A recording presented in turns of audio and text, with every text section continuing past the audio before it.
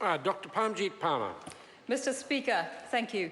This national government is working hard to make New Zealand a better place to raise a family.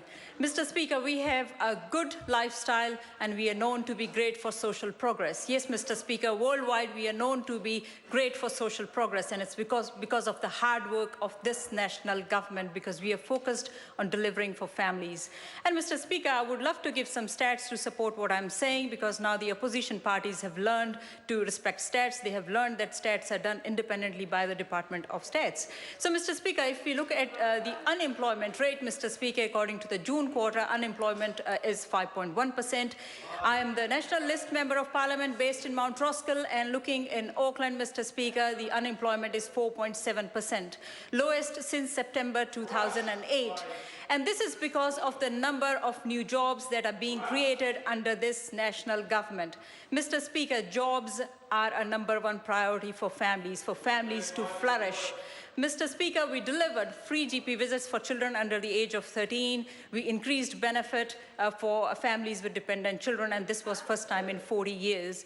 Mr. Speaker, these are only few indicators of how well New Zealand is doing under this national government. Mr. Speaker, we are committed. We are helping families to have a better life. We are helping moms and dads. We are helping children have the best possible start in their life. We are helping young people have better opportunities in their life. And this is, Mr. Speaker, possible because we are focused on managing our finances in a responsible manner. We are focused on supporting our economy to grow. We are focused on delivering better public services. Mr. Speaker, we also know there are areas we need to do more work. That's why I'm really proud of the work that the Minister, Honourable Amy Adams, is doing in the domestic violence space. Mr. Speaker, the Prime Minister, the Right Honourable John Key, and Minister Adams' announcement to change family violence legislation and to bring in wide-ranging changes, Mr. Speaker, are about helping families. Mr. Speaker, as a scientist, as a businesswoman, I was also involved as a volunteer for around 10 years in the NGO sector, helping victims of domestic violence. Mr. Speaker, it's a heart-wrenching field. It's a field where people don't want to talk about it, Mr. Speaker. In migrant communities, Mr. Speaker, it's very difficult for people to come out and speak about family violence. Even families, those who are going through family violence, Mr. Speaker, they don't want to speak about it. They remain in denial, and that's why, Mr. Speaker, it's a very, very serious issue, and that's why we need to bring these changes to help families come forward. It's about awareness, it's about intervention at the right time, and it's also about crisis management. Mr. Speaker, this issue of family violence is bigger than we can see, because the data that we see, Mr. Speaker, is only for the incidents that come forward to seek official attention.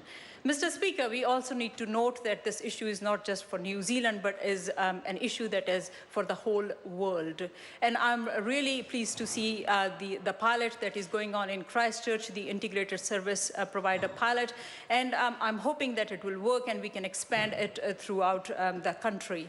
Mr. Speaker, this is about sending a strong signal to New Zealand that family violence is not acceptable. Mr. Speaker, government can't do it alone. As the Minister said, we need the support of the community. And I want to commend various community organizations that are already actively working in this field of family violence. Mr. Speaker, it's about thinking differently. It's about doing things differently. This national government is prepared to think differently, is prepared to do things differently. But, Mr. Speaker, if I look at the opposition, Mr. Speaker, the opposition is drowning. The opposition is unable to swim, Mr. Speaker. So if one is unable to swim, they look for a source of oxygen, Mr. Speaker. And yes, the Labour Party constantly finds itself in the deep waters looking for a source of oxygen. So, Mr. Speaker, they reach out to the Green Party thinking they will be their source of oxygen. But no, Mr. Speaker, what the Labour Party wants and what the Green Party is offering is not compatible. It's not compatible, Mr. Speaker, because the Green Party is not their oxygen. The Green Party is not even carbon dioxide. It's going to be their carbon monoxide. Why, Mr. Speaker, carbon monoxide? Because carbon monoxide is reactive. Carbon monoxide is unstable. An example of that, Mr. Speaker, is for house prices. The Green Party wants to slash house prices by 50%. That is being reactive. That is being unstable. Yes, Mr. Mr. Speaker, they are going to be their carbon monoxide, not oxygen, Mr. Speaker. So the Green Party is now going to suffocate the Labour Party with their own agenda at the forefront of their intentions, Mr. Speaker. Mr. Speaker, and that is going to hurt families. But on this side, Mr. Speaker, we will keep doing what it takes to support families. Thank you, Mr. Speaker.